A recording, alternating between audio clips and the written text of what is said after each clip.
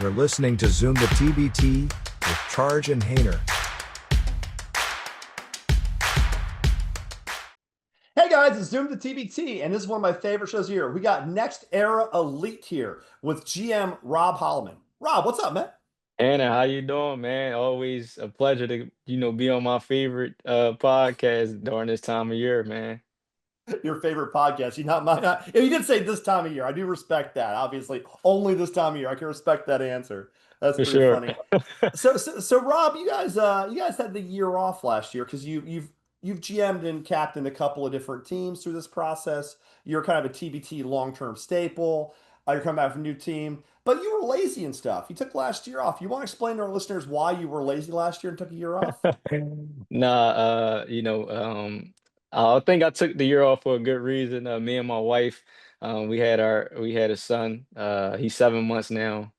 Robert Hollomon the third. Last year just was a year of family for me. Just wanted to focus on my family. I explained to my guys, and I actually was funny. I told my guys they could play with another team if they wanted to. But it's funny, basically all of my guys that, been staples with me every year that I played TBT, didn't play with any other teams. They stayed loyal, knowing that we will be back this year. I always find that interesting too, because and it's very common because people who listen to the show know TBT is an elite event. It's wonderful, but it does ask a lot of its participants because like there's no money unless you win. It's more a lot of people almost an exposure deal for a lot of players and teams. So loyalty is not baked into the concept generally, and it's not even a fault of it. It's just the way this works, right? So the reality is like guys might go to different teams. So you're kind of fortunate because a lot of guys might have gone to a different team and be like, "Yo, I really like it here. Maybe I should stick." So that's kind of interesting that none of your guys even got a temporary ride for a season. So I find that kind of edifying in a way. Yeah, no, we just run it's a well-oiled machine over here. Formerly the Big Five, now Next Era. A lot of it is really personal relationships. And when we get together for, this week, 2 weeks, however long, we may be in a tournament, it's a good time for us. We obviously get to be competitive and try to win, this tournament. But it's just a good time to get away and reconnect with each other, whereas we might not get to throughout the year because we all have families, guys are overseas, so it's just we look forward to this tournament and time. Yeah, it's always crazy the balance of like having time with your family and friends because you always guys play overseas seasons, which is they're lucrative, they're a lot of fun. You see the world, but they're pretty long seasons. They're actually longer in some ways than the NBA season. So these guys don't have a lot of free time. So I always find it really generous of the players to contribute their time to an event. I mean, they're trying to get paid and it's good for their careers, but still, like you need some downtime. And I'm always kind of amazed these guys stick around. Now, in your case, you got the new kid and everything, which is amazing. Congratulations. We were talking about that earlier. That's awesome. You said the third, so I assume that makes you a junior then, correct? Yep, I'm a junior. Yep. How does that work? So my father and I share. My family has this weird tradition. Let's talk a little bit about names. My father's name is Charles David. I'm David Andrew. He goes by his middle name, which means I have to too, because he stole my first name is his middle name because my father is my father. What an idiot in some Hmm. respects. I mean, I love him by the way. I'm just talking shit. I love my father, Right. but the thing that's funny about it is I go by my middle name because I'm a half junior. I'm David Andrew. So Hmm. what are you going to call your son? Trip or something or what? I mean, to be honest, I had a lot of nicknames growing up, so nothing really stuck so far. Okay. I think he not a big like he not a fat baby, but the women in our family they seem to call him Chunky. He's I mean, you're seven. It's fine. It doesn't matter. It's 7 months old. But go ahead. yeah, no, they call him Chunky. Or he's I'm African American, my wife is Puerto Rican, so a lot of them call him Poppy. I thought you were Uh, Norwegian. no, I'm African American. Oh, yeah. I thought it was just a tan. I thought you were Norwegian. I did not know that. Yeah, no, yep. So, Sorry, I'm just being a so I dick. think, Yeah, go ahead. yeah, no, for sure. But no, Yeah, I think he'll have a lot of names, and yeah. as he get older, I guess one of them will stick. One of them will stick. Absolutely, absolutely. What's your middle name? If you don't mind me asking. Now I'm curious. Maybe they'll do the same thing I did. If you don't mind me asking, Mom, it's not no, too yeah, personal. I was gonna say maybe like it might be on Google. Okay, I'm about to say your middle name. Yeah, what's your social security number? What's your Yeah, mother? yeah. Start getting all the. Yeah, what's your credit card number? Yeah, Right, let's right. skip this. That's enough personal. Congratulations on the kid. That's No, really cool, man. no, I appreciate you, man. Yeah, that's really cool. Yeah. So anyway, so let's talk a little bit about your personal journey because like you have history as an athlete. I mean, you did time in the NFL if memory serves. So like I think you said the Saints, the Falcons. So like, what was your journey as a professional athlete like before you got on the other end of the business? Yeah, definitely. I had a great career. Come from humble beginnings. Just worked hard. Um, had a lot of records in high school. Was a top player nationally. Was fortunate enough to play Division I football. Because I was a two-sport athlete in high school. So I'm the second player to this day in Philadelphia to rush for more than 3,000 yards in football and score 1,000 points Me, in basketball. I know you was first. I'm a zero sport athlete in high school. I always tell people I was a mathlete, not an athlete. So, you know. Listen, I like math too though. That was my actually my favorite subject. But no, yeah. So I was a two-sport athlete in high Hmm. school. I'm only saying that to kind of tie back into how I got started with TBT. Hmm. But I decided to play football in college. I was All-American, led the nation in all-purpose yard. I had a good career. And was fortunate That's enough not to get. shabby. No, it was pretty well, pretty Shabby. good. Yeah, yeah. Yeah. So was fortunate enough to have some pro opportunities, NFL, CFL, and then once my playing days ended, I just really kind of transitioned into marketing and managing for a lot of NFL guys, and recently started Next Era Sports, but Next Era Elite for TBT. Just kind of put a little elite on the name for the basketball tournament, but Next Era is my new venture.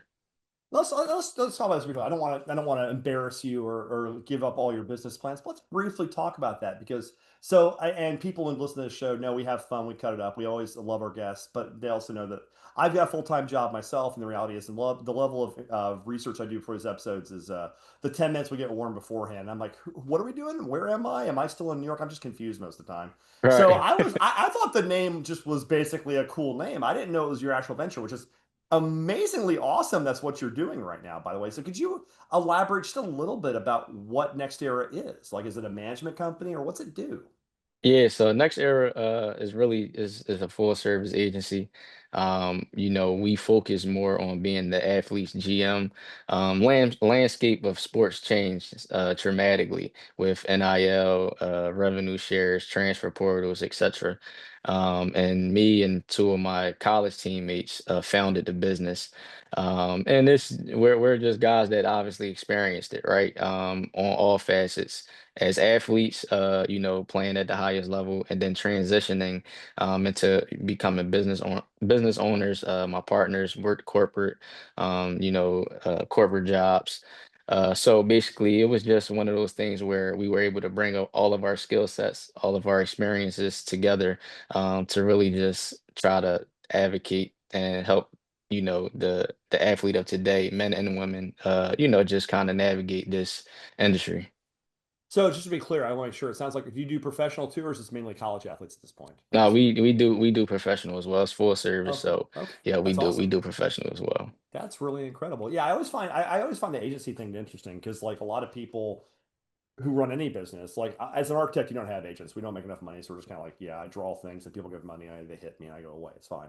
But like I know if a lot of industries where it's a lot of more relationship based business, there's a need for sort of representation, especially with the landscape being what it is. Because I mean, NIL, the new settlement with the House settlement about what it means, you can pay teams now over the table, like full money, not even with NIL, like schools can pay the players now. That's something else you have to negotiate. So Yeah, like yeah. the main question is like when you played, do you wish NIL was out there? Of course. Of course. I think uh I think if I just had a guess of a percentage, I would say 99% of athletes would enjoy, NIL, revenue shares, transfer portal, just all the different avenues that you would have to obviously navigate your career. Sure. I mean, it's interesting too, because one thing I've always been an advocate for is like people should get a share of what they generate. I mean, and the thing about college sports is always so weird is that the players generate the value that makes these deals where a SEC team makes $60 million or $80 million for their revenue per year for their TV rights. And it's like, great, here's a scholarship. And a scholarship, let's be clear, a scholarship has real value. There's a Yep. monetary component to getting into college. So for your average athlete, great deal. Honestly, still, even now, even today with the money being put in for an average Division 2 even a mid-major or low major D1 player, great value. But for guys that drive that revenue, like why aren't they getting paid? Like it doesn't even make sense. So I'm glad Right. that's starting to go that way. I mean, it's so you can help these players navigate that system. Yep. Yep. Just with knowledge, negotiation, just all of the things where, I just, like I said, from the experiences, I just put myself in the athlete's shoes. And and once again, if you ask any athlete that, played at the highest level or just have been successful in general, right? It's about having a great circle around you, people that can help you navigate, sustain what you get monetary and just success in general, and it allows the athlete to be the athlete, right? Obviously they need to be educated as well, but you need to perform so and work out and be doing all the things that an athlete need to do. So we just build a fortress around our athletes and allow them to be the best that they can on and off the field Yeah, it's crazy too, or because let's court, say whatever. or quarter field or water polo or what the hell they do. Yeah, yeah, But the yeah. thing being, yeah, yeah, swim well. No, but the thing is like with these guys too, is like they're still students. So like the thing that I think Pete gets lost in the idea of representation of college athletes too is like these guys really are also like and women. These I mean guys is the general term, men and women. They're going to Hmm. class too. And like, the whole saying is a lot of these people will go professional in something other than sports. So like you have to perform at the highest levels and maximize your income, your opportunities. But like you got to work in the classroom too. And I think good management and good representation can help balance those needs. I think it's actually a great, especially for a guy like you who performed on both sides, the classroom and the field. So you can help represent both ends of that equation in a really good way. Yeah, and that's why we more focus as the athlete's general manager, and we focus Mm-hmm. on really three phases: the pre, the during, and the post. Mm-hmm. And a lot of times, the post get, I would say, I don't want to really say neglect, but it's You can say not really. neglected. I think that's Yeah, fair. it's really not. Yeah. Yeah, it's a lot of times it's not thought of, right? A lot of times it's all about when the athlete is performing as an athlete, right? And once again, just through experience of understanding or seeing guys not understand how to transition or not being able to transition and not have help to transition, right? We want to be able to just 360 across the board, be able to help our athletes from the from the pre stage, during phase, and post phase. So, this is kind of our, what makes us different, and we're doing well, man. It's extremely well. And doing well enough where you have the resources and time to get into TBT. Let's get back to that now. We talked about this wonderful venture and what it means. I think it's great. Let's talk about its basketball impact. So you have a pretty damn loaded team coming back. Now you talked about your guys coming back. You got Galloway, got some other guys. Tell me a little bit about what excites you about this roster for the most part. Like just in general terms, like what about this roster is real exciting to you? Yeah, so this is my third year in Hmm. TBT. Um I had, I believe, 2 years before we actually got in. Obviously it's a tough process, especially when they was doing the selection committee and things of that nature. So like you said, I've definitely been a TBT staple or trying to be a staple, right? But ultimately, I feel as though every team that I had has showed me, pros and cons on how to be successful in this tournament, I believe. And I think this year, our size, versatility, professionalism of like our guys, we always, strive to get high level pros. So it's kind of easy to mesh our guys, right? They all understand basketball. They're all well established in their overseas careers, so, we can just buy into one common vision, and which is winning the tournament. So I just, to answer your question, I think the versatility, just our pro experience, size, things of that nature is what excites me this year. Yeah, it's funny because a prototypical TBT team that wins, I mean, a lot of these teams are guard driven, but need to have quality size on the wing and it's post wise because that's still basketball, still guys that create shots and guys that can defend and guys that can rebound. It's just that simple. You just have a broad base. And I'm looking at this roster, it's really excited because you have just teams that basically have a bunch of guys that are roughly the same size and can handle and defend really kind of excite me in this kind of context because, you know, there's not a ton of post play. You see these guys who can defend and switch. And I Hmm. see a lot of switchable like wing size in this team, which is a big part of winning in TBT is you can't isolate guys. You can't get a guy on an island and victimize them and switch. There's not a single person on this roster who looks like they're going to be a traffic cone. You can't isolate one of these guys and put them in space and go get. You can't victimize a player here. Nah, we no. I mean, I'm a humble guy, and I really don't. I like to let it like as a player. When I played, I just like to let my game do the talking. I Mm-hmm. mean, I'm in a different role right now, and I know we having Sure. fun. I know we having fun on the podcast. Of course, So yeah, I'm gonna talk a little trash, but ultimately, we're going to let our game do the speed, do the talking. sure. Yeah, Yeah, I but mean, we don't trash. have no we have no cones. We have no cones Yeah, on our team. All of our guys move their feet, play defense. So, it's going whoever we get matched up with through the duration of the tournament, just be ready. yeah, it's always interesting when even guys have that kind of defensive DNA, and you got a lot of Philly guys and Philly basketball. I'm a Memphis guy. We've talked before about similarities in the cities as far as how the ethos goes, and like Hmm. I can't think of two cities with tougher players than Memphis and Philadelphia. I just can't. So the Right. reality is like Philly players always come to play, and there still is, even though it's not a strictly Big Five team anymore. You have players from other places. There is still that sort of Philly DNA in the team. Yeah, our team is Philly DNA, no matter where you come from. That's kind of part of my pitch, just kind of making sure that, you have that toughness as a player. And it's something that I feel as though we do a good job of identifying through film when we're watching the players that we're recruiting. And then when we actually have that phone conversation to kind of go into, what we're looking for and if they can buy into the vision. So everybody that joined our team definitely, I would say, have a piece of that Philly DNA in them.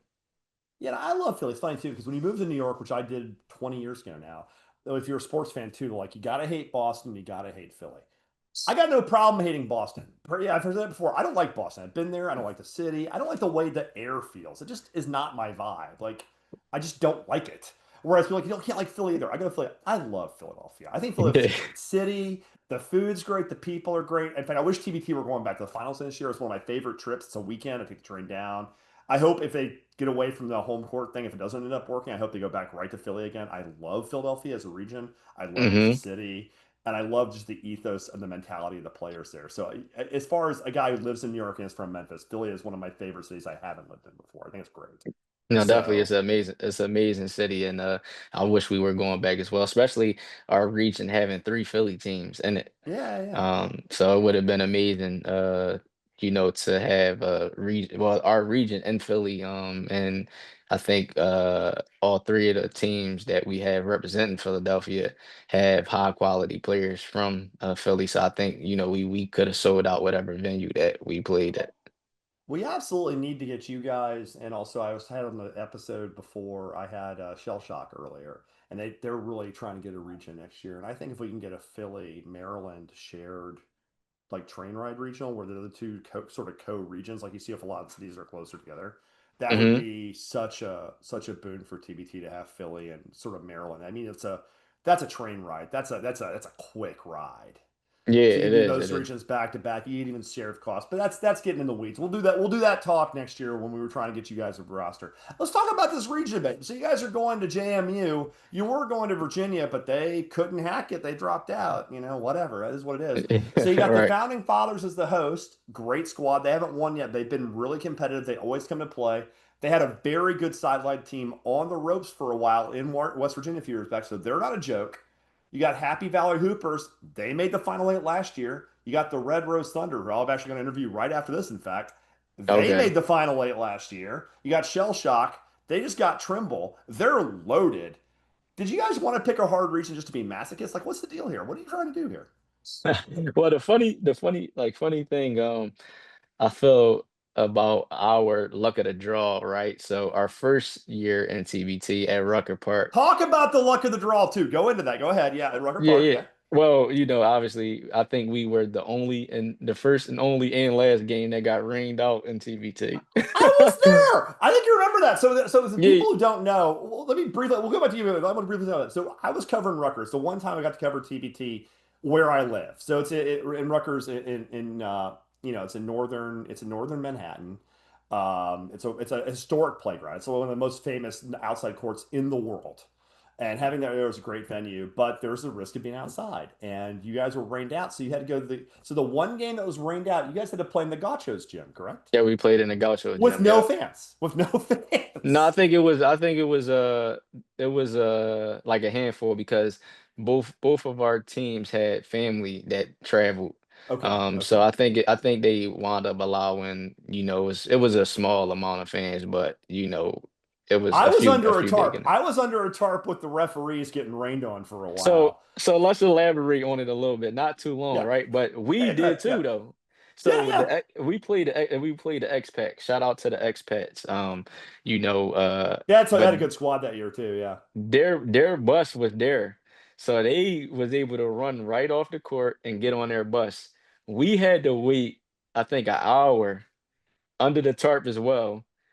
All of my Getting your players. shoes wet, getting your feet Our wet. Go ahead. shoes, our Yeah. sock, everything was wet. Uniforms wet, everything. So, as the GM, I had to make executive, decisions and calls, and TBT worked extremely well with us. But we had to go back to the hotel, and I needed to make sure we had adequate time to um, I'm sorry, I had got a call. Yeah, No, you're I needed to make good. sure that we had adequate time to, make sure my players get something to eat. Because mind you, the game was at 2 o'clock, and then now I think we getting pushed back to 6 o'clock. That's a 4 hour different, right? Like we need to Yeah. eat. We need to make Yeah. sure we get dry socks. We need to make sure our sneakers get dry. Uniform, like it was a whole process. It But was a disaster. the Philly toughness, man, it came out, and we prevailed in that game to win our first game in TBT, which was amazing. But to get my point about the hard regions, we literally played Autism Army second game. They wound up going to the championship that year, Yeah. Yeah. In in Denton. which Yeah. they lost to Blue Collar U. And then the next year, I don't want to go into seeding, but No, go ahead. Go ahead. Why not? Why not? well, shout out to TBT for not such good seating for Yeah, sure, the sure. team that we bring to TBT every year. But yeah, we got stuck with Blue Collar U. And I mean, we shout out to every team that we played in TBT, right? Like it's all love, and it's definitely Sure. just friendly competition. But I mean, Absolutely. we dominated Blue Collar U, like dominated. And I For a mean, while. for the whole game, Yeah. like literally just the Elam Ending, it was an 18-7 run that they went on in the Elam Ending to win by one. So I mean the two losses that we had in TBT was to a runner-up and to a champion. So Yeah. I think we're accustomed to, tough competition. We know that every team in this tournament is a good team, well ran, well organized. So ultimately, man, we don't care or we're not scared about playing anybody. We know ultimately to win $1 million, we gonna have to play, the best of the best. So at the end of the day, our motto is let's get them early and knock them off. So, Yeah. you Yeah. know, Can't run and hide. Can't run and hide. yeah, yeah. So I think we in a great region, and we looking forward to whoever the three teams we gotta if it's three teams, right? Yeah, whoever the three teams we gotta play in Virginia. Yeah, yeah, it should be fun. So also looking a little bit at this, well, we won't talk about that really because it was kind of a weird thing. But what's it going to take for you guys to get out of this region? Because you guys, I believe, you have one win and two losses. As you personally, it's a new team, but you personally, you're 1-2, right? Yep, yep. Okay. So what's it going to take to get 6 wins, Rob? 6 wins. I think It's for just six. That's all. yeah, I think for us, it just comes down to our team buying into the vision, right? Like ultimately is to win the $1 million and win the championship. And I think in order for that to happen, we have to just, buy into playing team ball, playing with intensity. Um, not you just like I think it's really that simple. Team ball and playing with intensity, right? Because like I said, we have high level pros and we have guys that's well established. So I know first day of training camp, I'm giving y'all my spill first day of training camp. It don't matter if you don't score a point for the whole 6 games. Like you're going to get the same amount of money as everybody. Like we're all getting the same amount of money. So ultimately, it's just about buying into the team, playing your role to the best of your ability, and at the end of the day, let's just win one game at a time. It may not be your game the first game, but if we win, we got another opportunity where it can be yours the second game. So I think if our guys can literally buy into those few things, I think sky's the limit this summer, and we could, be TBT champs. Keep it simple, play hard. It sometimes really is that easy. That's all you got to do to win basketball, to be honest with you. Yeah, yeah. I mean, we Yeah. we we a lot goes into our process. It's funny, right? Like TBT is really it could be a one game event, right? Like so you put in all this Absolutely. work for one game, but we definitely take it serious. Yeah, yeah, yeah. We take it serious. Like, we watch, especially when we find out who our opponent would be. That's when we'll really dive in, look at the players, look at any Let me previous games if it's a let me team. pencil you guys into HC. Not kidding. No, listen. I think there's no way we get an eighth seed. No way. Yeah. I mean, in all reality, I feel like I know where we should be seated, but I'm also, like I said, I'm a sports guy, so I understand politics. So, there's a few teams that may be seated ahead of us, but like I said, at the end of the day, I respect all the teams in TBT, especially the teams in our region, and we're open to playing anybody. To us, the seeding is just a number. At the end of the day, the ball got to get thrown in the air, so it don't matter. Yep. Yeah, let's leave on that, man. I really expect big things from your team. So let's leave on that. You guys get this ball in the air, and you know what? All you gotta do is win 6 one-game series. That's it. Yeah, yeah, we're ready, man. We're super excited. Rob Hollomon of Next Era Elite. He's ready, and so is his team. Thanks for coming on, Yes, Rob. yeah. Okay, and this has been Zoom the TBT signing off. Thank you. Appreciate it. Hope you enjoyed listening to Zoom the TBT with Charge and Hainer. Subscribe to YouTube, follow on Twitter, and give us your money.